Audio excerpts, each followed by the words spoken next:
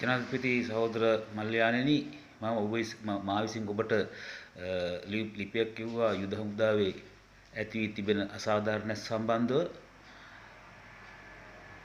එම ලිපිය මා ඉදිරිපත් කළේ ජනාධිපති ලේකම් කාර්යාලය යාබදව තිබෙන චාටර්ඩ් මහලේ යුද හමුදා ප්‍රශ්න විසඳීමේ ඒකකයට ඒ විසින් එම ඒකකයේ විසින් එම අංශය විසින් ජනාධිපතිට යුද හමුදාපතිට ලියුමක් යවු බව මට ලිපියක් ලැබුණා. නමුත් අද වෙනකොට මට ඒ සම්බන්ධව කිසිම පිළිතුරක් නැහැ. ඍජුව මෘදුව වැඩ කරන්න පුරුදු වෙන්න බෞද්ධ වශයෙන් කරුණීයමෙත්ත සූත්‍රයේ බුදුන් වහන්සේ දේශනා කරලා පෙන්වා දීලා තියෙනවා. සක්කෝ චස්ස මෘදු අනතිමානී. ඒ තේරුම් අරගෙන වැඩ කරන්න වෙයි.